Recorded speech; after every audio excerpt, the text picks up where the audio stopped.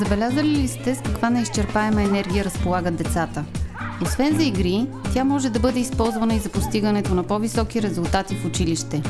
Но научаването на нови неща не винаги е толкова забавно, колкото игрите с приятели навън. Нимеро знае това и реши да даде възможност на децата да получат повече знания, докато се забавляват. Екип на компанията използва последните технологични иновации и създаде проекта Jumpido. Той има за цел да направи ученето едно цялостно преживяване, в което освен своята концентрация, децата да влагат емоция без да спират да се движат. Jumpido е първият образователен софтуер, базиран на естествен потребителски интерфейс. Системата използва Kinect сензор, който чрез пространствени данни за човешкото тяло превръща учениците в двигател на учебния процес.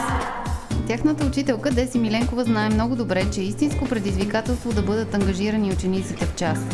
Затова тя споделя своя опит и търси добри практики от колеги чрез световната мрежа партньори в познанието. Вдъхновена от споделените успехи, тя решава да опита с Jumpido. Jumpido съдържа 6 образователни игри. Те въвличат участниците изцяло в света на познанието. Софтуерът се управлява чрез жестовете на децата и отвръща на естествените им движения. В екип от двама учениците решават разнообразни задачи. Учителят избира темата, системата следи представянето на децата и адаптира съдържанието към тяхното ниво.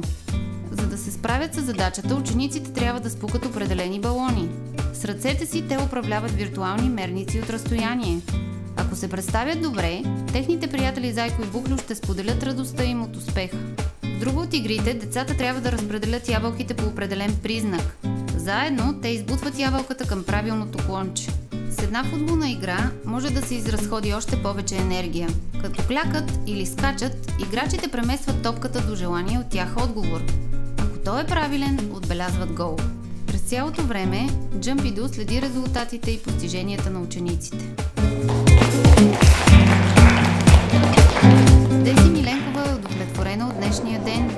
Тя е нетърпелива да сподели опита си с колегите по света.